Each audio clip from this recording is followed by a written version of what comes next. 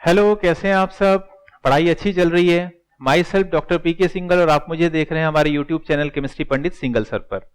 जो अब ये एक सीरीज शुरू कर रहे हैं क्योंकि एग्जामिनेशन बहुत क्लोज है। सिर्फ हम लोग बोर्ड क्लास के बारे में हमेशा बातें करते रहते हैं, क्लास 10th क्लास 12th के मार्क्स कैसे आएंगे, कितनी इंपॉर्टेंट आपको प्रिपरेशन करनी है। तो साथ साथ में मैं सोच रहा था कि यार क्लास 9th जो आईसीएससी के स्टूडेंट हैं, स्पेसिफिक बातें करना बहुत जरूरी है। तो क्लास 9th के जो स्टूडेंट्स हैं, क्लास 11th के स्टूडेंट हैं, उनके भी तो एग्जाम आ रहे हैं, उनको भी तो परफॉर्म करना है। और क्लास 9th में अगर आप बहुत बेहतरीन मार्क्स के साथ क्लास 10th में एंटर करते हैं तो कॉन्फिडेंस लेवल अलग ही लेवल पर पहुंचता है, मजा अलग ही आएगा। तो यहां पर इस सीरीज के अंदर हम लोग बात करेंगे, मैं कोशिश करूंगा आपको लगातार आपके एग्जाम से पहले इतने सारे सैंपल पेपर जो फॉर्मेटिव वे में, कुछ इसमें से ऑफिशियल सैंपल पेपर्स होंगे जो कि आईसीएससी ने प्रिस्क्राइब किए हुए हैं according to the new syllabus, कुछ ऐसे सैंपल पेपर होंगे जो हम लोगों ने खुद से डिजाइन किए हैं। तो उन सैंपल पेपर्स को आपको कैसे मैनेज करना है, कैसे आंसर्स देने हैं, तो ये एक बहुत ही जबरदस्त, बहुत ही पावरफुल डायनेमिक स्टेट वाला एक revision session class 9th ICSC के स्टूडेंट्स के साथ होगा, सो दैट आप लोग भी एक पूरी ताकत के साथ अपने प्रिपरेशन को कर सकें और क्लास 10th में एंट्री से पहले एक केमिस्ट्री को लेकर एक बहुत ही फियरलेस एनवायरनमेंट में आपकी एंट्री हो सके। तो ये बात को सोचते हुए हमने ये प्लान किया है कि हम पूरे के पूरे कंप्लीट क्वेश्चन पेपर जैसे आपके एग्जामिनेशन में आने वाले हैं, उन एग्जामिनेशन क्वेश्चन पेपर के पैटर्न को ध्यान में रखते हुए इस पूरी सीरीज को तैयार किया जा रहा है। तो आप लोग लगातार पढ़ते रहिए और मेरे साथ आप बने रहिए। तो यहां पर हम लोग बात कर रहे हैं क्लास 9th आईसीएससी के बारे में। और क्लास 9th आईसीएससी में सबसे पहली बात है कि 80 मार्क्स का आपका पेपर आएगा और 2 घंटे का आपको टाइम मिलेगा उस पेपर को सॉल्व करने के लिए। यहां पर कुछ इंपॉर्टेंट इंस्ट्रक्शंस हैं जो कि लिखे हुए हैं। सबसे पहली बात, जो आपको आंसर्स करने हैं उस इन 2 घंटे से पहले आपको नॉर्मली 15 मिनट अपने क्वेश्चन पेपर को रीड करने के लिए दिए जाएंगे। और यहां पर आपके पास 2 सेक्शंस होते हैं, एक सेक्शन ए और एक सेक्शन बी। सेक्शन ए भी 40 मार्क्स का होगा, सेक्शन बी भी 40 मार्क्स का होगा। सेक्शन ए एक कंपल्सरी सेक्शन माना जाता है जिसके अंदर 1 मार्क्स वाले क्वेश्चन कुछ ज्यादा होते हैं, और सेक्शन बी के अंदर कुछ ऑप्शंस आपको मिलेंगे। तो सारी चीजें हम डिस्कस भी करते जाएंगे और साथ साथ में हम लोग सॉल्व करते जाएंगे सारी की सारी चीजों को। जैसे कुछ लोग कुछ स्कूल्स के अंदर सेक्शन ए लिखते हैं, कहीं पर सेक्शन 1 एंड सेक्शन 2 में इस क्लासिफिकेशन को किया जाता है। तो चलिए, इससे फायदा क्या होगा? सबसे बड़ा फायदा यह मिलेगा कि आपका पूरा का पूरा जो कोर्स है क्लास 9th आईसीएससी का केमिस्ट्री को लेकर, वो बार बार हर बार अच्छे से रिवाइज होता रहेगा। और जो भी क्वेश्चंस हम करेंगे उनके लेफ्ट राइट चीजों को, डिफरेंट एंगल्स को भी हम समझते हुए जाएंगे। राइट? तो चलिए शुरू करते हैं अपनी बात को। सबसे पहले सेक्शन 1 की बात करते हैं। तो सेक्शन 1 में क्वेश्चंस हैं। यहां पर आपको सारे क्वेश्चन मिक्सिंग फॉर्म में मिलेंगे। किस पैटर्न पर? जैसे पहला क्वेश्चन यहां पर डिजाइन हुआ 5 मार्क्स का, नेक्स्ट 5 मार्क्स का, कोई 2 नंबर का, कोई 1 नंबर का। नॉर्मल स्कूल्स के अंदर, आईसीएससी स्कूल में एक स्टैंडर्ड पैटर्न फॉलो किया जाता है जो क्लास 10th से मैच करता है। तो ये बहुत इंपॉर्टेंट रहेगा कि आप ठीक से पढ़ाई करें और चीजों को ठीक से समझ पाएं।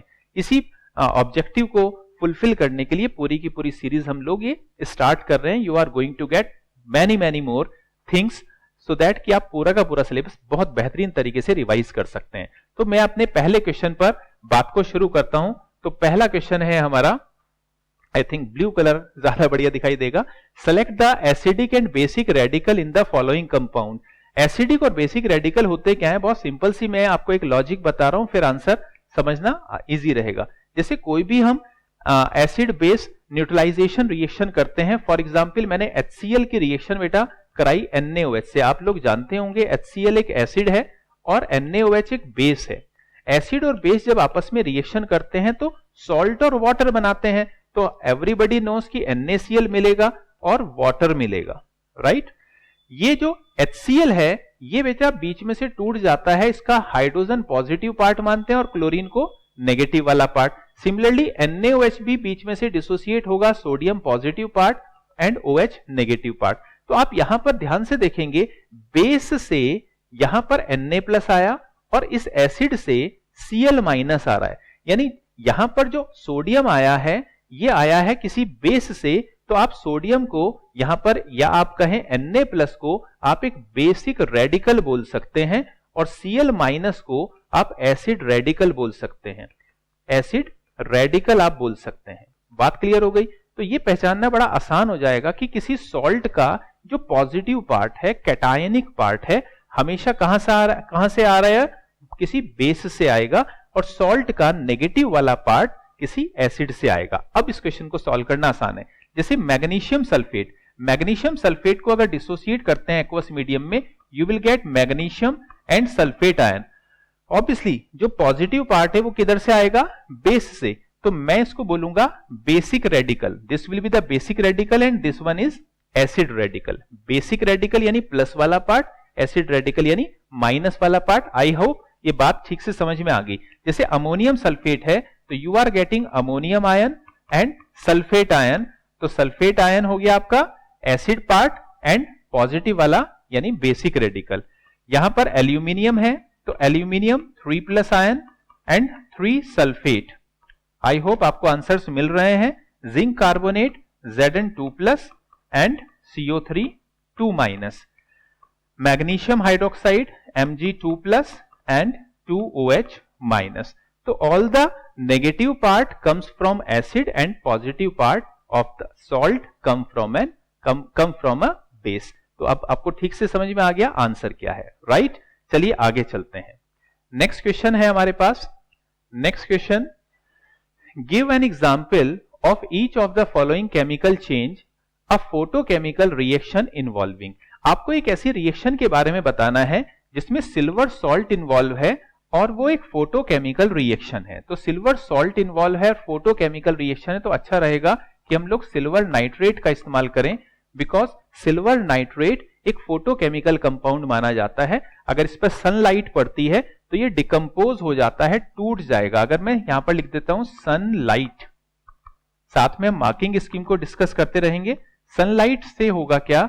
सिल्वर के ब्लैक कलर के प्रेसिपिटेट बनते हैं, NO2 गैस यहां पर रिलीज होती है और साथ में ऑक्सीजन गैस रिलीज होती है। तो ये बेसिकली एक फोटोकेमिकल रिएक्शन मानी जाती है। फोटोकेमिकल रिएक्शन इसलिए क्योंकि सनलाइट की प्रेजेंस में ये रिएक्शन हो जाती है। दूसरा कह रहे हैं वाटर, ऐसी कोई रिएक्शन जिसमें वाटर इन्वॉल्व है। तो कहां है? ग्रीन प्लांट्स जो फोटोसिंथेसिस करते हैं वहां पर वाटर और कार्बन डाइऑक्साइड मिलकर, आपको याद होगा कि वाटर और कार्बन डाइऑक्साइड मिलते हैं सनलाइट की प्रेजेंस में। मैं शॉर्ट में लिख रहा हूं, सनलाइट की प्रेजेंस में ये क्या बनाते हैं? ग्लूकोज बनाते हैं। और इस प्रोसेस को आप क्या बोलते हैं? फोटोसिंथेसिस का प्रोसेस बोलते हैं। तो वहां पर भी फोटोन्स इन्वॉल्व हैं, यानी सनलाइट इन्वॉल्व है। रिएक्शन को बैलेंस कर लेते हैं हम लोग, ये रिएक्शन बैलेंस हो गई। क्लास 9th और क्लास 10th ICSE में ये बहुत ज्यादा जरूरी है कि आपकी रिएक्शन अच्छे से बैलेंस हो। अगर वो बैलेंस नहीं है तो वहां पर मार्क्स जाने के चांसेस बहुत ज्यादा बने रहते हैं, राइट? तो चलिए अगले क्वेश्चन के पास चलते हैं। State the type of reactions each of the following reaction. आपको यहां पर टाइप ऑफ रिएक्शन बताना है। देखिए यहां पर क्लोरीन और केबीआर के बीच में रिएक्शन हो रही है। क्लोरीन ने यहां पर केबीआर के साथ रिएक्शन करके ब्रोमीन को डिस्प्लेस कर दिया है। तो आप इस रिएक्शन को क्या बोल सकते हैं? Displacement reaction, right? यहां पर आप देख रहे हैं KClO3 KCl एंड O2 में मॉलिक्यूलर फॉर्म में टूट गया, यानी डिकम्पोज हो गया। नॉर्मली ये रिएक्शन हीट करने की वजह से होती है, इसलिए आप इसको थर्मल डिकम्पोजिशन बोलते हैं। थर्मल डिकम्पोजिशन इसको बोला जाता है। यहां पर कैल्शियम कार्बोनेट भी बेसिकली हीट करने की वजह से CaO एंड CO2 में ब्रेक हो जा रहा है। तो इसका आंसर भी आपका होना चाहिए थर्मल डिकम्पोजिशन। Got it? मेरे साथ अगर आप सॉल्व कर पाए तो और बढ़िया रहेगा, अच्छा लगेगा आपको, राइट? चलिए अगले क्वेश्चन पर चलते हैं। देखिए नेक्स्ट क्वेश्चन क्या है। State the valency and the formula of the following radical. आपको वैलेंसी बतानी है और फॉर्मूला बताना है, राइट? तो सबसे पहला है फॉस्फाइड। फॉस्फाइड में फास्फोरस अगर -3 ऑक्सीडेशन स्टेट में या वैलेंसी पर होता है तो उसको फॉस्फाइड बोलते हैं, ठीक है? नेक्स्ट है हमारे पास प्लम्बस। प्लम्बस का मतलब होता है लेड, अगर आपके पास +2 वैलेंसी के साथ है तो आप उसको प्लम्बस बोलते हैं। मर्क्यूरिक में अगर मरकरी +2 ऑक्सीडेशन स्टेट या वैलेंसी पर है तो उसको मर्क्यूरिक बोलते हैं। मैग्नेट याद रखने के लिए पोटेशियम मैग्नेट, पोटेशियम परमैंगनेट, ऐसे करके आप याद रख सकते हैं। एक एग्जाम्पल में आप समझ लेते हैं। एक मॉलिक्यूल है बेटा KMnO4 और एक है हमारे पास K2MnO4। KMnO4 का नाम है पोटेशियम परमैंगनेट। अगर पोटेशियम परमैंगनेट की बात कर रहे हैं तो देखिए यहां पर K+ है और साथ में MnO4 1- है। अगर ये 1- है तो इसको क्या बोलेंगे? Potassium permanganate. तो सिर्फ इस वाले पार्ट को क्या बोलते हैं आप? परमैंगनेट। और अगर हम K2MnO4 की बात करें तो 2K+ इसके अंदर मिलेगा, आपको छुपा हुआ बैठा है, और MnO4 2-। अगर ये 2- है तो इसको क्या बोलते हैं? मैग्नेट। तो इस क्वेश्चन का करेक्ट आंसर क्या बनेगा? MnO4 2-, क्योंकि यहां पर क्वेश्चन में मैग्नेट लिखा है, परमैंगनेट नहीं लिखा है। ठीक है ना, छोटी बातें हैं, कई बार बड़े काम की होती हैं। जैसे मैग्नेट और परमैंगनेट बड़ा पॉपुलरली पूछा जाता है, इसलिए मैंने दोनों ही आपको बता दिए। सिलिकेट, सिलिकेट होता है सिलिका ऑक्साइड। जैसे हमारे पास है कैल्शियम सिलिकेट। देखिए कोई भी रेडिकल याद रखने का सबसे अच्छा तरीका यह होता है कि आप उसके नियर बाई किसी एक पर्टिकुलर मॉलिक्यूल या किसी सॉल्ट या किसी बेस को याद रखें, वहां से बात को समझना बहुत आसान, और हम लोग को याद रखना, ठीक से समझकर याद रखना बहुत आसान हो जाता है। जैसे यहां पर आया सिलिकेट, हो सकता है कुछ बच्चों को सिलिकेट एकदम से ध्यान नहीं आए, तो वहां पर आप याद रखिए कुछ नियर बाई का कोई फॉर्मूला, जैसे कैल्शियम सिलिकेट। तो मैं यहां पर समझ सकता हूं कि कैल्शियम के ऊपर तो 2+ होता है, तो डेफिनेटली जो सिलिकेट इसके अंदर बैठा हुआ है उसके पास 2- होगा। So answer will be SiO3 2-। So this will be the answer. Next question है हमारे पास, डिफाइन वैलेंसी। वैलेंसी क्या होती है? देखिए वैलेंसी की डेफिनेशन ऐसे तो बहुत सारी है, लेकिन एक सिंपल डेफिनेशन बता रहा हूं जो हर जगह परफेक्ट बैठती है। The combining capacity of an element और an atom in a molecule. The combining capacity, ये वर्ड आपको कीवर्ड बोल रहा हूं, द कंबाइनिंग कैपेसिटी को ही आप वैलेंसी बोलते हैं, किसी एटम के लिए, किसी रेडिकल के लिए, किसी एलिमेंट के लिए। नेक्स्ट क्वेश्चन है हमारे पास, how many valence electrons are present. Valence electron होते हैं जो सबसे बाहर वाले ऑर्बिट के या शेल के इलेक्ट्रॉन्स होते हैं, उनको वैलेंस इलेक्ट्रॉन बोलते हैं। जैसे हमारे पास है फ्लोरीन, तो फ्लोरीन हमारे ऑलरेडी हमें मालूम है कि एटॉमिक नंबर 9 है, तो कॉन्फ़िगरेशन है 2-7। अगर 2-7 है तो आउटर मोस्ट शेल हुआ 7 इलेक्ट्रॉन के साथ, तो वैलेंस इलेक्ट्रॉन हो गया आंसर 7। कार्बन की बात करें तो कार्बन होता है हमारे पास 6, तो कार्बन 6 की वजह से कॉन्फ़िगरेशन क्या हो गया 2,4, तो वैलेंस इलेक्ट्रॉन का आंसर हुआ 4। ऑक्सीजन है हमारे पास 8, तो कॉन्फ़िगरेशन है 2-6, तो वैलेंस शेल के इलेक्ट्रॉन है 6। कैल्शियम है हमारे पास 20, तो कॉन्फ़िगरेशन बेटा है 2-8-8-2, तो वैलेंस शेल के इलेक्ट्रॉन है 2। So this is your answer. एकदम सिंपल है बात। चलिए अगले क्वेश्चन पर चलते हैं। Give the meaning of reducing agent, oxidising agent. देखिए जो रिड्यूसिंग एजेंट होते हैं वो केमिकल सब्सटेंसेस होते हैं जो दूसरों को तो रिड्यूस करें, खुद को ऑक्सीडाइज करें। साइमल्टेनियसली अगर मैं ऑक्सीडाइजिंग एजेंट की बात करूं तो ऑक्सीडाइजिंग एजेंट उन केमिकल सब्सटेंसेस को बोलते हैं जो दूसरों को ऑक्सीडाइज करें और खुद को रिड्यूस करें। तो जो रिड्यूसिंग एजेंट होते हैं उनका काम है दूसरों को रिड्यूस करना, तो बेसिकली ये हाइड्रोजन डोनर होते हैं। क्या होते हैं? हाइड्रोजन को देने वाले, तभी तो दूसरे रिड्यूस होंगे, तो खुद को ये ऑक्सीडाइज करेंगे। और ऑक्सीडाइजिंग एजेंट क्या होते हैं? ऑक्सीडाइजिंग एजेंट जो ऑक्सीजन डोनर माने जाते हैं, दूसरों को ऑक्सीजन देने का काम करते हैं। और क्या हमें लिखना चाहिए यहां पर? इसके साथ आप लिख सकते हैं हाइड्रोजन डोनर या इलेक्ट्रो पॉजिटिव एलिमेंट डोनर। कोई ऐसे एलिमेंट्स या कंपाउंड जो दूसरों को इलेक्ट्रो पॉजिटिव एलिमेंट दे सकें। सिमिलरली जो ऑक्सीजन डोनर होते हैं वो क्या कर सकते हैं? कोई इलेक्ट्रो नेगेटिव एलिमेंट डोनेट कर सकते हैं किन्हीं दूसरों को, तो उनको आप ऑक्सीडाइजिंग एजेंट बोलते हैं। राइट, तो 9th स्टैंडर्ड में ये वाले पॉइंट्स ज्यादा पॉपुलर रहने वाले हैं। नेक्स्ट है हमारे पास सिंथेसिस रिएक्शन। सिंथेसिस रिएक्शन होता क्या है? जब एलिमेंट्स आपस में कंबाइन करके कोई मॉलिक्यूल बना ले, एलिमेंट्स आपस में कंबाइन करके कोई मॉलिक्यूल बना ले तो उनको सिंथेसिस रिएक्शन बोलते हैं। जैसे हाइड्रोजन का मॉलिक्यूल क्लोरीन के मॉलिक्यूल के साथ रिएक्शन करके HCl का मॉलिक्यूल बनाए, तो यहां पर मैं हाइड्रोजन को मॉलिक्यूल भी बोल सकता हूं और एलिमेंट भी बोल सकता हूं, क्लोरीन को मॉलिक्यूल भी बोल सकता हूं, एलिमेंट भी बोल सकता हूं, इसलिए इसको सिंथेसिस रिएक्शन की कैटेगरी में आप रख सकते हैं। यानी कोई और भी बहुत सारे एग्जाम्पल हैं जो आपने याद किए हैं, वो एग्जाम्पल भी आप यहाँ पर रख सकते हैं। डायरेक्ट कॉम्बिनेशन में ये वाली रिएक्शन डायरेक्ट कॉम्बिनेशन में भी चल सकती है, कोई दिक्कत नहीं है। कई बार सिंथेसिस में हम ऐसी रिएक्शंस भी लिखते हैं, जैसे सिंथेसिस में हम किसी कंपाउंड का सिंथेसाइज करके दिखा सकते हैं। जैसे फॉर एग्जांपल मैंने कार्बन मोनोऑक्साइड का हाइड्रोजन से रिएक्शन कराया और यहां पर CH4 मैंने बनाकर दिखा दिया, तो इसको भी मैं सिंथेसिस रिएक्शन का पार्ट बोल सकता हूं। आई होप बात समझ में आ गई आपको। यानी जहां पर आपके सेम या डिफरेंट टाइप के मॉलिक्यूल्स मिलकर किसी दूसरे नए मॉलिक्यूल को बना लें, जबकि जो डायरेक्ट कॉम्बिनेशन रिएक्शंस होती हैं वहां पर जो मॉलिक्यूल है वो एलिमेंट भी होना चाहिए।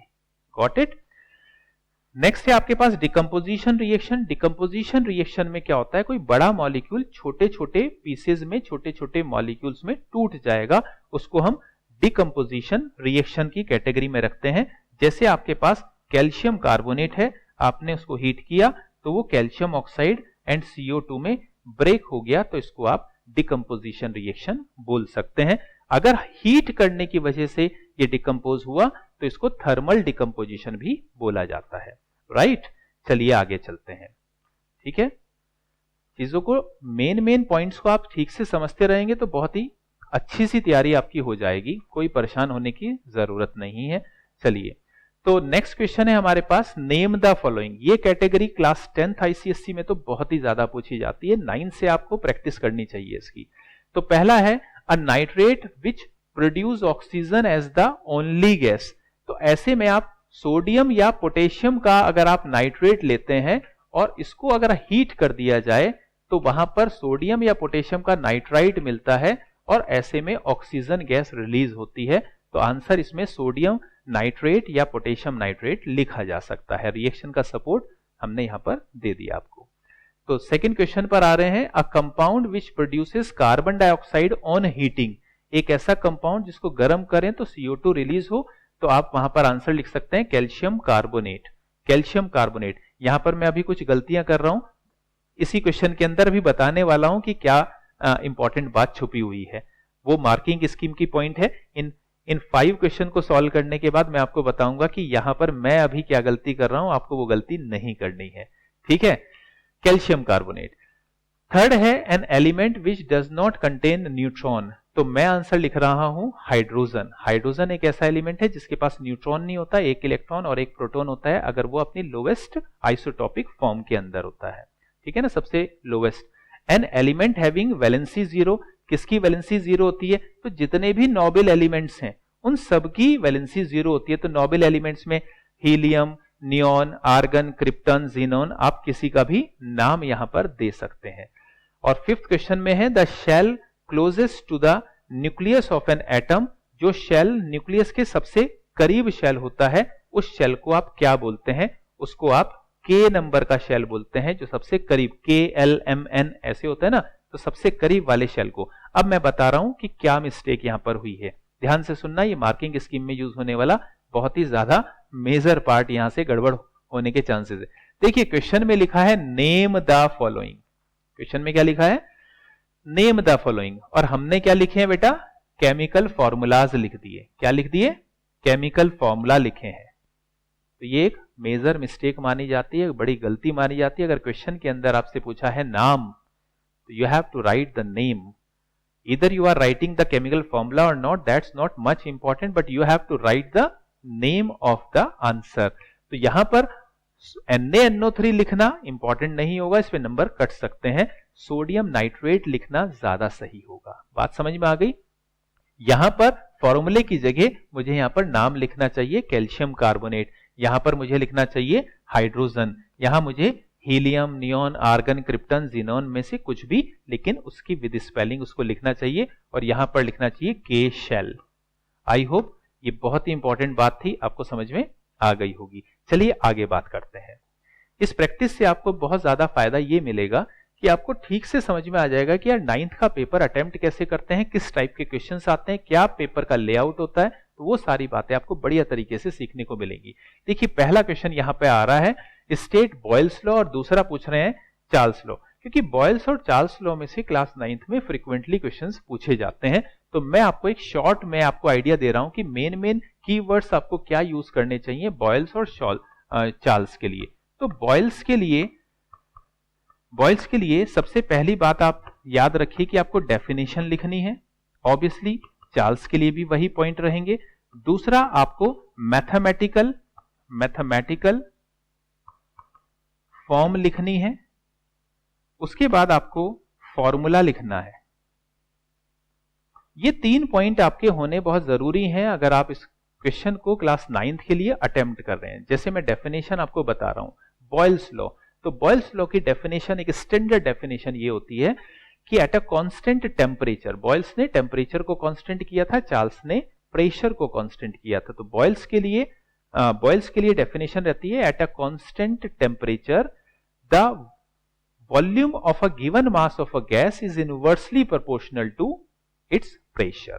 ठीक है, ये जो डेफिनेशन है आप दोबारा से पॉज करके पीछे जाकर दोबारा से आप लिख सकते हैं कि स्टैंडर्ड डेफिनेशन है। ठीक है ना। मैथमेटिकल फॉर्म में आपको बताना होता है कि pressure is inversely proportional to volume at constant temperature.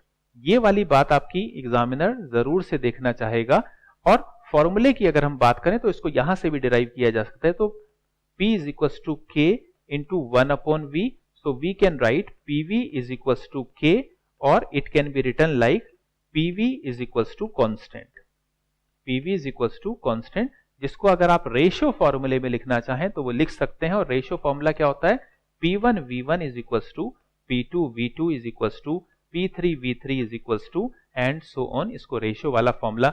तो इन सारी बातों से definition, mathematical form and formula अगर आपने लिख दिया तो यहां पर कोई क्वेश्चन का मार्क्स नहीं कटने वाला। सिमिलरली इन्हीं तीनों पॉइंट्स पर हम लोगों को चार्ल्स के बारे में बात करनी चाहिए। तो चार्ल्स में आपको स्टैंडर्ड डेफिनेशन जो लिखनी है वो कैसे लिखनी होगी? चार्ल्स में आपको प्रेशर को कांस्टेंट बताना है सॉरी, चार्ल्स में आपको प्रेशर को कांस्टेंट बताना है, वॉल्यूम और टेम्परेचर का रिलेशन बताना है। थोड़ा सा याद रखने की कोशिश करो, वॉल्यूम और टेम्परेचर का रिलेशन। चार्ल्स में वॉल्यूम और टेम्परेचर का रिलेशन आपको बताना है। जैसे जैसे टेम्परेचर बढ़ता है वैसे वैसे वॉल्यूम बढ़ता है वाला लॉजिक आपको बताना है। यानी आपको यहां पर क्या बताना है? Temperature directly proportional to volume वाली बात आपको बतानी होगी। मैं आपको कीवर्ड्स देने की कोशिश कर रहा हूं। आपको डेफिनेशन लिखनी होगी चार्ल्स की। चार्ल्स की डेफिनेशन में प्रेशर कांस्टेंट रखना है, वॉल्यूम के बारे में बात करनी है, टेम्परेचर के बारे में बात करनी है। जैसे जैसे टेम्परेचर बढ़ेगा वैसे वैसे वॉल्यूम बढ़ेगा। और टेम्परेचर के लिए एक और बड़ी इंपॉर्टेंट सी बात चार्ल्स की डेफिनेशन में लिखनी चाहिए कि with each and every rise in 1 degree और राइज और fall in temperature 1 degree Celsius अगर आप बढ़ाते या घटाते हैं टेम्परेचर तो volume will increase accordingly 1/273 at time. ये लाइन आपने अच्छे से पढ़ी होगी, उस वाले पॉइंट को जरूर से लिखना चाहिए। और साथ में आपको क्या फॉर्मूला देना चाहिए? V1/T1 is equals to V2/T2। ये रेशो वाला फॉर्मूला है। ये फॉर्मूला आपको एग्जाम में जरूर से लिखना चाहिए। यानी ये वाली बात आपको जरूर लिखनी चाहिए, ये लिखना चाहिए और साथ में आपको डेफिनेशन चार्ल्स के बारे में लिखनी चाहिए। Got it? आई होप बात ठीक से समझ में आ गई होगी। बॉयल्स और चार्ल्स में एग्जामिनेशन में क्या लिखना चाहिए। तो वो था हमारे 40 मार्क्स की कहानी जो कि फर्स्ट पार्ट में सेक्शन 1 में पूछी जाती है। अब सेक्शन 2 की बात करते हैं। तो यहां से आपको आइडिया मिलेगा कि यार पेपर कैसा आता है और कैसे उसकी तैयारी करनी है। राइट? अगर अभी तक लाइक नहीं किया है तो आप लाइक कर सकते हैं और अपने दोस्तों के साथ शेयर करिए। सबके नंबर अच्छे आए, सब लोग मूव करें अगली क्लास में बढ़िया तरीके से विद कॉन्फिडेंस, वो ज्यादा अच्छा होता है। तो सेक्शन नंबर 2 की अगर हम बात करें तो सेक्शन नंबर 2 भी 40 मार्क्स का होगा। लेकिन सेक्शन नंबर 2 जो होगा या सेक्शन नंबर बी कुछ स्कूल्स में लिखते हैं, वहां पर ये सारे के सारे क्वेश्चंस अटेम्प्ट नहीं करने होते। तो यहां पर लिखा है अटेम्प्ट एनी 4 क्वेश्चन। कोई भी 4 बेहतरीन क्वेश्चन आपको पहले अटेम्प्ट करने चाहिए। ऐसा नहीं करना चाहिए कि सीरियल में आप चले जा रहे हैं, किसी का कोई पार्ट छूट गया तो कोई बात नहीं, पहले आप ठीक से मैनेज कर लें। क्वेश्चन पेपर से शुरुआत में आपको 15 मिनट दिए जा रहे हैं, उन 15 मिनट को यूज करके आप पहले से ठीक से समझ लें, मार्क कर लें अपने क्वेश्चंस को कि कौन सा क्वेश्चन मुझे पूरा आता है, पार्ट्स भी मिस नहीं होने चाहिए अगर आप वो पूरा क्वेश्चन अटेम्प्ट करते हैं। नॉर्मली यहां पर एक क्वेश्चन 10 मार्क्स का होता है, तो 10 10 10 करके आपको 4 क्वेश्चन अटेम्प्ट करने होते हैं, टोटल ऑफ 40 मार्क्स यहाँ पर अर्न करने होते हैं यहाँ पर। तो आपको यहाँ पर क्वेश्चंस मिलते हैं और वहां पर से 4 ही क्वेश्चन आपको करने हैं। कितने टोटल क्वेश्चंस मिलते हैं? 6। तो 6 में से 4 क्वेश्चन नॉर्मली आपको करने को चाहिए होते हैं, तो आपको सिलेक्शन ठीक से करना है। चलिए शुरू करते हैं अपने क्वेश्चन की स्टडी को और साथ में मार्किंग स्कीम का डिस्कशन।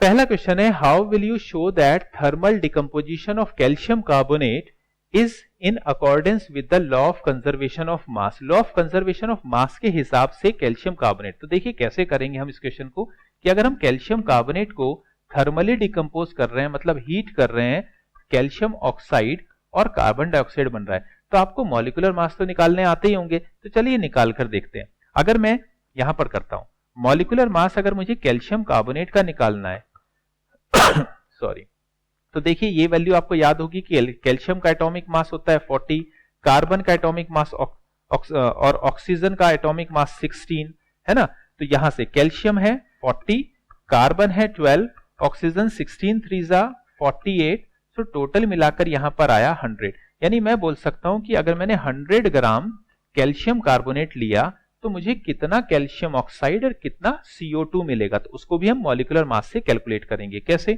अगर मुझे मॉलिक्यूलर मास CaO का पता करना है, तो कैल्शियम है बेटा 40, ऑक्सीजन है 16, दैट बिकम्स इक्वल्स टू 56। इसका मतलब 56 ग्राम मुझे कैल्शियम ऑक्साइड मिलने वाला है। सेम लॉजिक लगाएंगे कार्बन डाइऑक्साइड पर, तो मॉलिक्यूलर मास कार्बन डाइऑक्साइड का निकालने के लिए हम क्या करेंगे, कार्बन है 12, oxygen 16 2 32, that becomes equals to 44, तो ये आ गया 44 ग्राम। अब अगर रिएक्टेंट का टोटल मास प्रोडक्ट के टोटल मास के बराबर है, तो हम बोलेंगे कि ये compound law of conservation of mass को ओबे कर रहा है। तो आपको पता ही है भैया 56 प्लस 44 करेंगे तो you will get 100। It means this is the complete solution. I hope इसको एंजॉय किया होगा, अच्छा क्वेश्चन था। सेकंड पार्ट है, बॉइल्ड और डिस्टिल्ड वाटर टेस्ट फ्लैट। अगर मैं गर्म करने के बाद ये बॉइल्ड वाटर लेता हूं तो बड़ा फ्लैट सा टेस्ट आता है, ऐसा क्यों? उसका रीजन है कि जो बॉइल्ड वाटर होता है उसके अंदर जो डिसॉल्व्ड गैसेस हैं, खास करके CO2 गैस और जो डिसॉल्व्ड मिनरल्स हैं वो सेटल डाउन हो जाते हैं और CO2 गैस बाहर चली जाती है। तो उसके अंदर सिर्फ वाटर ही वाटर मेजरली मिलता है, तो उसका जो टेस्ट होता है वो किसी मिनरल वाला टेस्ट या किसी एसिडिक गैस वाला टेस्ट वो नहीं मिल पाता है, इसलिए उसका टेस्ट काफी फ्लैट जैसा फीलिंग हमें देता है, राइट। तो अब चलिए क्वेश्चन नंबर बी पर चलते हैं। क्या कह रहा है, right the reaction of steam. चलो कुछ रब कर लेते हैं यहां से बात को शुरू करते हैं। हाँ, ये question, right the reaction of steam with red hot iron. भैया स्टीम रेड हॉट आयरन, तो रेड हॉट आयरन Fe जब स्टीम के साथ, स्टीम आपको पता ही है रिएक्शन करता है, ये एक रिवर्सिबल रिएक्शन होती है, ध्यान रखना है। आपको मिलता है Fe3O4 और साथ में आपको मिलता है 4H2। ये रिएक्शन हमें पूछी गई है, रिवर्सिबल है। आगे बात करते हैं, why this reaction is considered as reversible reaction. वही क्वेश्चन पुटअप कर दिया। रिवर्सिबल इसलिए है कि इस रिएक्शन के अंदर हाइड्रोजन गैस एक बाई प्रोडक्ट बनता है और हाइड्रोजन गैस Fe3O4 को वापिस से रिड्यूस कर देगा। Hydrogen gas can reduce Fe3O4 back to iron, that is why this reaction is reversible in nature. Got it. Number third, how the reaction can be proceed continuously. इस reaction को सीधे सीधे कैसे चलाओगे? नॉर्मली बेटा ये रिएक्शन होती है क्लोज कंटेनर में। कहां होती है? क्लोज्ड कंटेनर में। अगर हम सेम रिएक्शन को ओपन कंटेनर में चलाएंगे तो ओपन कंटेनर में क्या होगा, whatever hydrogen will be form that will escape out. अगर हमने ओपन कंटेनर में इस रिएक्शन को चलाया, अगर कंटेनर ओपन है, if the container is open, उस केस में ये रिएक्शन इरिवर्सिबल हो जाएगी। Y irreversible? इरिवर्सिबल इसलिए हो जाएगी कि जितनी भी ये हाइड्रोजन बनेगी ये सारी की सारी अपने आप ही बाहर भाग जाएगी, एस्केप आउट हो जाएगी। So it will not get the chance to react further with Fe3O4, तो रिएक्शन को वापस नहीं जाने का मौका मिलेगा। फोर्थ क्या पूछ रहे हैं, compare sodium atom and sodium ion. तो सोडियम होता है बेटा Na और सोडियम आयन होता है Na+। अब आप जानते हैं कि भैया इसके पास इलेक्ट्रॉन कितने हैं 11, यहां पर इलेक्ट्रॉन कितने होते हैं 10, तो एक तो ये गैप आ गया। एक यहां पर हम कहेंगे प्रोटॉन कितने हैं, अगेन 11, यहां पर प्रोटॉन कितने हैं 11, तो ये सिमिलैरिटी आ गई।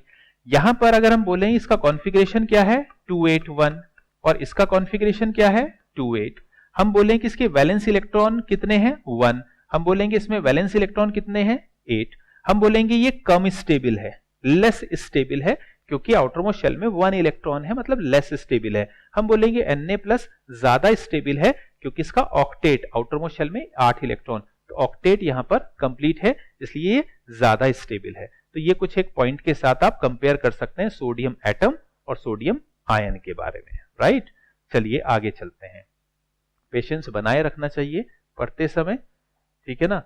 होता क्या है, सपोज करिए आप डॉक्टर बनने वाले हैं या डॉक्टर बनने का ड्रीम लेकर चल रहे हैं और मन कुछ कम लग रहा है, डॉक्टर बन गए, अब भैया ऑपरेशन करने बैठे, अब थोड़ा सा ऑपरेशन किया यार, अब थोड़ा सा मजा चाहिए, अब तो कुछ और पढ़ाई करेंगे या कुछ और मजे करेंगे, और ऑपरेशन को भैया बीच में से छोड़कर किनारे हट गए, मैं भैया 15 मिनट में आ रहा हूं। तो ये एटीट्यूड आपको छोड़ना चाहिए, और अगर कुछ करने बैठे हैं तो जम के उसकी पढ़ाई करनी है, उस काम को पूरा खत्म करके ही हटना चाहिए। ये बहुत ज्यादा इंपॉर्टेंट है, काम को बीच बीच में छोड़ने की आदत बनाए रखना, ये बहुत ही खराब होता है।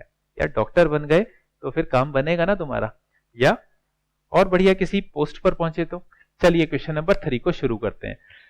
Give one example of each equation, equations लिखनी है हमें हर किसी के लिए। न्यूट्रलाइजेशन रिएक्शन, न्यूट्रलाइजेशन क्या होता है, एसिड बेस रिएक्शन। अगर कोई एसिड किसी बेस के साथ रिएक्शन करता है तो वो बनाएगा सॉल्ट एंड वाटर। इस टाइप की एसिड बेस रिएक्शन जो भी आपको याद है लिख सकते हैं, सबसे सिंपल रिएक्शन है, that is why I have used it, right. तो सेकंड नंबर की बात कर रहे हैं, प्रेसिपिटेशन, कहीं प्रेसिपिटेट बनना, तो भैया प्रेसिपिटेट तो कई तरीके से बना सकते हैं, जैसे सिल्वर नाइट्रेट सोडियम क्लोराइड के साथ रिएक्शन करके बनाता है सिल्वर क्लोराइड का व्हाइट कलर का प्रेसिपिटेट। आई होप ये कहानी तो आपको पता है। Number 3, simple displacement reaction. Simple displacement में एक एक्टिव मेटल एक लेस एक्टिव मेटल के साथ सॉल्ट फॉर्म में रिएक्शन करता है और उसको वहां से हटा वटाकर भगा देता है, ठीक है।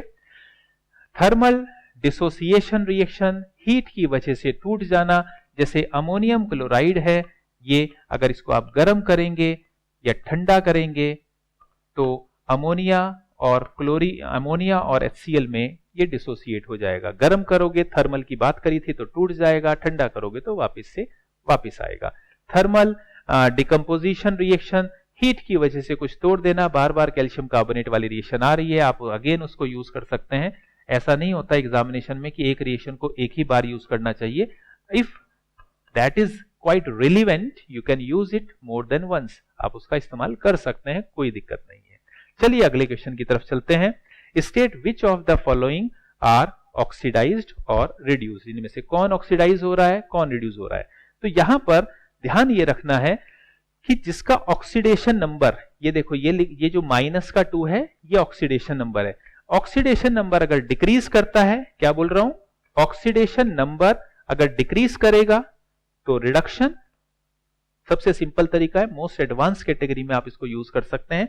और ऑक्सीडेशन नंबर अगर कहीं पर इंक्रीज कर रहा है तो इसका मतलब है ऑक्सीडेशन। ये पॉइंट को आप ध्यान रखिए, सारे क्वेश्चन फट से सॉल्व होंगे। देखिए यहां सल्फर है -2, यहां तो सल्फर कुछ दिखाई नहीं दे रहा, मतलब 0, तो -2 से 0, तो आप बोलेंगे इंक्रीज इन ऑक्सीडेशन नंबर, और जिसका ऑक्सीडेशन नंबर इंक्रीज हो रहा है इसका मतलब प्रोसेस क्या है सॉरी, ऑक्सीडेशन का। यहां -1 से 0 मतलब ऑक्सीडेशन, यहां पर +7 से +5 यानी डिक्रीज हुआ, डिक्रीज मतलब रिडक्शन, सिंपल। +5 से +7 इंक्रीज हुआ मींस ऑक्सीडेशन, +2 से +3 इंक्रीज मतलब ऑक्सीडेशन। हो गया ना सिंपल एकदम, ठीक है, एकदम क्लियर है। चलें आगे, चलिए आगे बात करते हैं। नेक्स्ट क्वेश्चन क्या बोल रहा है, देखिए नेक्स्ट क्वेश्चन कुछ डेफिनेशंस के बारे में आपसे बात करना चाह रहा है। डेफिनेशन आपको एक दो बार थोड़ा सा लिखकर याद करनी चाहिए, क्योंकि लिखने से क्या होता है कि कुछ पर्टिकुलर कीवर्ड्स हैं, नॉर्मली अगर हम लोग उसको याद करते हैं तो वो कहीं ना कहीं मिस होने के चांसेस रहते हैं। जैसे सॉल्यूशन क्या है, what does mean by solution? Solution एक होमोजीनियस मिक्सचर होता है दो या दो से ज्यादा कंपोनेंट्स का, जो आपस में केमिकल रिएक्शन नहीं करते हैं। साथ में रहेंगे, केमिकल रिएक्शन नहीं करते, है ना। अब मैं इसका एग्जाम्पल नहीं दे सकता, I think you have already understood. भैया साथ साथ रहना है लेकिन आपस में रिएक्शन नहीं करनी है, झगड़े वगड़े नहीं करने, साथ में रहना पड़ेगा, आपस में मिक्स होकर रहना पड़ेगा, दैट इज सॉल्यूशन। क्रिस्टलाइजेशन में क्या होता है, क्रिस्टलाइजेशन के समय पर मेनली पॉइंट हमारा ये रहेगा कि एक सैचुरेटेड सॉल्यूशन है, गर्म है, उसको जब ठंडा करते हैं तो क्रिस्टलाइजेशन शुरू हो जाता है। ठंडा होने की वजह से मॉलिक्यूल पास पास आते हैं, केमिकल थियरी जो बोलती है काइनेटिक थियरी, और क्रिस्टल्स बनने चालू हो जाते हैं, तो वो पॉइंट रहेगा। हार्ड वाटर किसको बोलते हैं? हार्ड वाटर बोलते हैं उस टाइप के सॉल्यूशन, उस तरीके के वाटर को जो आपके साबुन के साथ भैया झागना बनाए, उसको हार्ड वाटर बोलते हैं। केमिकल कंपोजिशन के बारे में क्योंकि क्वेश्चन में नहीं पूछा तो उसको ज्यादा देने की, अपनी एक्स्ट्रा अननेसेसरी नॉलेज दिखाने की क्वेश्चन पेपर में जरूरत नहीं होती। जो पूछा जाए आप उसके बारे में बात करें। ऑल्दो आपको शायद काफी बच्चों को पता होगा कि हार्ड वाटर काफी सारे जो दूसरे कंपोनेंट्स होते हैं, क्लोराइड्स होते हैं, सल्फेट होते हैं, मैग्नीशियम और कैल्शियम के, उसकी वजह से वाटर हार्ड हो जाता है और लेदर फॉर्म नहीं करता। आप चाहें तो उसको भी एड ऑन करके बता सकते हैं, लेकिन बहुत ज्यादा अननेसेसरी क्वेश्चन पेपर में लिखने की कोशिश नहीं करनी चाहिए, बहुत एक्यूरेट आंसर देने की कोशिश करनी चाहिए। What are drying agent? Drying agent किसको बोलते हैं? Name the drying agent of the following gases. Drying agent होता है जो दूसरों के अंदर से वाटर अपनी तरफ अट्रैक्ट कर ले। The compounds which are having great affinity of water, जो कंपाउंड की वाटर को लेकर बहुत ज्यादा एफिनिटी होती है, उनको हम लोग क्या बोलते हैं? ड्राइंग एजेंट बोलते हैं। दूसरों से वाटर खींचने की ताकत बहुत अच्छी होती है। क्लोरीन को अगर ड्राई करना है तो कॉन्सेंट्रेटेड सल्फ्यूरिक एसिड एक बढ़िया ड्राइंग एजेंट माना जाता है। हाइड्रोजन क्लोराइड के लिए भी आप कॉन्सेंट्रेटेड सल्फ्यूरिक एसिड का इस्तेमाल कर सकते हैं। अमोनिया क्योंकि बेसिक नेचर की गैस है, उसके लिए आप सल्फ्यूरिक एसिड यूज नहीं कर सकते क्योंकि एसिड बेस की तो भैया रिएक्शन हो जाएगी। तो यहां पर आप क्विक लाइम CaO का इस्तेमाल कर सकते हैं। और सल्फर डाइऑक्साइड के लिए भी आप कॉन्सेंट्रेटेड सल्फ्यूरिक एसिड का ही यूज कर सकते हैं। नॉर्मली हम बोलते हैं कि अगर कोई एसिडिक गैस है तो उसके लिए कॉन्सेंट्रेटेड सल्फ्यूरिक एसिड एक अच्छा आइडियल ड्राइंग एजेंट हो सकता है, राइट। यहां पर नेक्स्ट हमसे पूछ रहे हैं डिफाइन इलेक्ट्रोवैलेंट बॉन्ड। चलिए बात करते हैं इलेक्ट्रोवैलेंट बॉन्ड क्या होते हैं। Electrovalent bond basically electrovalent bond, electrovalent bond किसी कैटायन जैसे सोडियम और किसी एनायन जैसे Cl के बीच में बनने वाले इंटरेक्टिव फोर्सेस को बोलते हैं। ये basically electrostatic force of attraction होता है, जिसमें से जो कैटायन है वो मेटालिक पार्ट माना जाता है, मेटालिक, और जो नॉन मेटल है माइनस वाला, ये नॉन मेटालिक पार्ट मानते हैं, नॉन मेटालिक। तो मेटल और नॉन मेटल के बीच में बनने वाला बॉन्ड होता है। यहां पर मेटल से इलेक्ट्रॉन नॉन मेटल की तरफ ट्रांसफर किए जाते हैं। Complete transfer of electron from metal to non metal. क्या बोला? Complete transfer of electron from metal to non metal की वजह से ये electrostatic force of attraction develop होते हैं। इन्हीं को आप इलेक्ट्रोवैलेंट बॉन्ड बोला करते हैं, ठीक है ना। Water is the universal solvent comment. Water एक यूनिवर्सल सॉल्वेंट इसलिए बोला जाता है क्योंकि water can dissolve different type of gases, मतलब गैसेस CO2, SO2, O2, काफी टाइप की गैसेस डिसॉल्व कर सकता है। काफी टाइप के लिक्विड को अपने अंदर, जितने भी पोलर नेचर के सब्सटेंसेस हैं उनको, यानी बहुत सारे टाइप के सॉलिड, लिक्विड और गैसेस को अपने अंदर डिसॉल्व करने की एबिलिटी रखता है, which are polar in nature. Polar word याद रखना है, which are polar in nature. इसलिए आप वाटर को एक यूनिवर्सल सॉल्वेंट बोला करते हैं। वैसे इसका डाइइलेक्ट्रिक कांस्टेंट भी बहुत ज्यादा होता है, वो भी एक रीजन है, लेकिन क्लास 9th में शायद उसकी ज्यादा जरूरत अभी नहीं पड़ेगी, ठीक है। चलिए अगले क्वेश्चन की बात करते हैं, नंबर 5। इस क्वेश्चन में सबसे पहले आपसे पूछ रहे हैं identify the element present in the following group and period. आपने पीरियोडिक टेबल और इलेक्ट्रॉनिक कॉन्फ़िगरेशन के बारे में थोड़ा तो पढ़ाई की होगी, तो वहां से हम इनके पीरियोडिक टेबल से, तो पीरियोडिक टेबल में group number 1 period number 5। Group number 1 में कौन होता है? सबसे ऊपर hydrogen, hydrogen hydrogen, lithium, sodium, potassium, rubidium. तो 5 नंबर पर कौन हुआ? जो पीरियड नंबर 5 है, ग्रुप नंबर 1। तो क्या आंसर बना? रुबिडियम। अगर वहां पर नाम बताना है तो आप नाम बताएंगे और सिंबल लिखना है तो सिंबल लिखेंगे, उसके बारे में मैंने आपको बता दिया। ठीक है ना। सेकंड है हमारे पास ग्रुप नंबर 11 पीरियड नंबर 2। तो ग्रुप नंबर 11 ना जो बीच में पीरियोडिक टेबल का पार्ट होता है वहां पर बैठा होता है और ये इसका आंसर बनेगा कॉपर। आप थोड़ी सी पीरियोडिक टेबल को अगर सामने रखकर बैठेंगे तो आपको उसकी क्लैरिटी और ज्यादा अच्छी सी मिलेगी। ग्रुप नंबर 16 ऑक्सीजन वाला होता है और पीरियड नंबर 2, तो पीरियड नंबर 2 में आपको ऑक्सीजन ही मिलता है, तो बेसिकली ऑक्सीजन। 17 होता है हेलोजन वाली फैमिली और हेलोजन में थर्ड नंबर की अगर हम बात करें, थर्ड पीरियड की बात करें तो वहां पर आपको क्लोरीन मिलेगा। ग्रुप नंबर 18 जो नोबल गैसेस का होता है, पीरियड नंबर 4, तो हीलियम, नियोन, आर्गन, क्रिप्टन। तो यहां पर आंसर बनेगा 4th नंबर पर बैठा है krypton. So this will be the answer. Got it? बात ठीक हो गई। चलिए नेक्स्ट चलते हैं, बात करते हैं। अब तो हम बिल्कुल एंड पर आने वाले हैं, बिल्कुल चिंता मत करिए। ठीक है। Practice makes a man perfect, ऐसा बोलते हैं ना। प्रैक्टिस आप जितनी करेंगे, चीजों के बारे में जितना आप काम करेंगे, उतने ही तो वो जो योग्यता है आपके अंदर, जो आपके अंदर छुपा बैठा है यार, वो उतना ही तो ठीक से बाहर आएगा। एबिलिटी सबके अंदर होती है। बहुत सारे बच्चों को लगता होगा यार उसकी मेमोरी कुछ कमजोर है, तो यार ज्यादा सोचना नहीं है, ज्यादा करना है। ध्यान उन बातों पे रखो जो तुम्हारे काम की हैं। सारी बातों पर ध्यान रखने से बात नहीं बनेगी। आजकल तो बड़ा पॉपुलर हो रखा है ना कि घर बैठे 5 लाख रुपए महीना कमाओ। लोग कहते हैं अरे ये बढ़िया है, ये कमाने की ये मेरे को रास्ता सीखना है, ये कोर्स खरीद लूंगा 500 रुपए का, इससे मेरे को 5 लाख रुपए महीने का काम बन जाएगा। यार वो सारी चीजें एक ट्रैप बना रखा है पूरा डिजिटल सिस्टम ने, उसकी तरफ ज्यादा ध्यान मत दो। अपनी मेहनत करो और धीरे धीरे करके पूरी फोर्स के साथ हिट करना है तुम लोगों को। तो ज्यादा अपने ऊपर भरोसा रखो, अपनी खुद की एबिलिटी को कैसे बढ़ाओ उसके ऊपर काम करो। तो इधर उधर के बारे में यार ज्यादा टाइम वेस्ट मत करो, जो आजकल के स्टूडेंट्स लगातार कर रहे हैं। The electronic configuration of an element T, कोई एलिमेंट इन्होंने बोल दिया टी, उसका इलेक्ट्रॉनिक कॉन्फ़िगरेशन दिया है 287। पहला क्वेश्चन आपसे पूछ रहे हैं what is the group number. Group कौन सा होता है? ग्रुप वो होता है जहां पर वैलेंस इलेक्ट्रॉन बैठे होते हैं। तो वैलेंस इलेक्ट्रॉन है 7, तो मैं बोल सकता हूं 7th ग्रुप। ग्रुप कौन सा बोल सकता हूं? 7। What is the period number?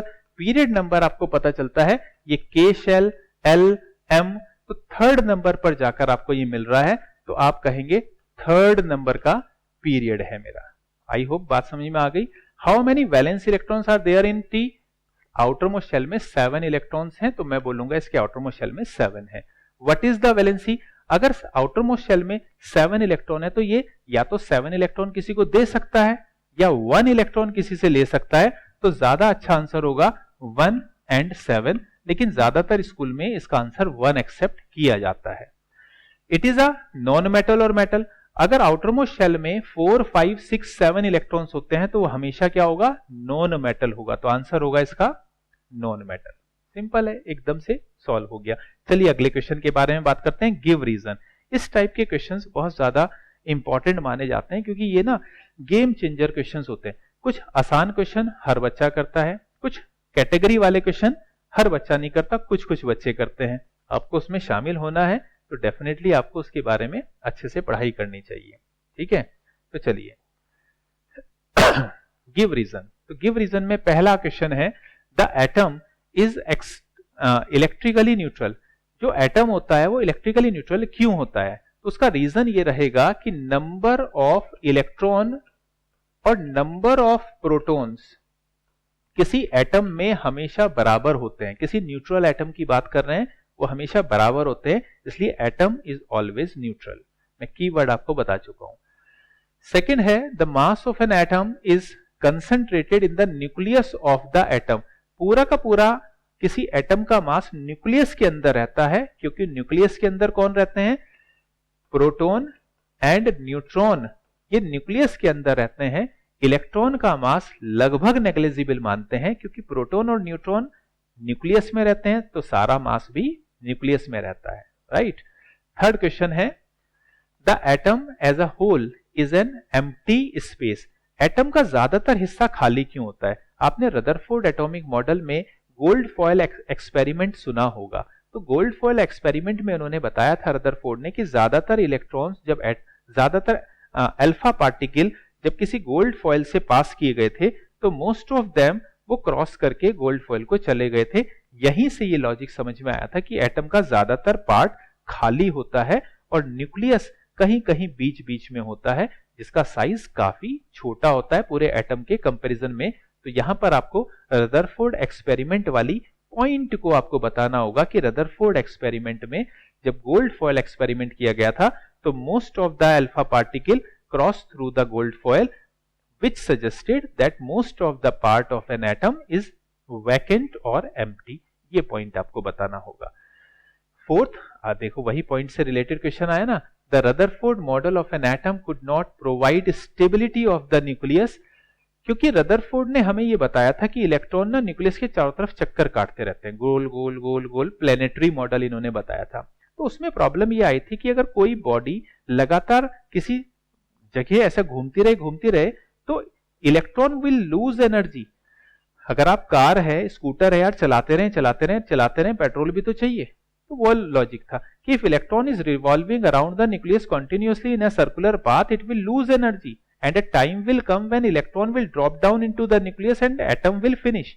तो इस वजह से तो स्टेबिलिटी ऑफ एटम को एक्सप्लेन नहीं कर पाए थे। तो यही वाली प्रॉब्लम को रदरफोर्ड की एक बड़ी कमी माना गया था, बड़ी प्रॉब्लम माना गया था। ठीक है, नेक्स्ट क्वेश्चन क्या है?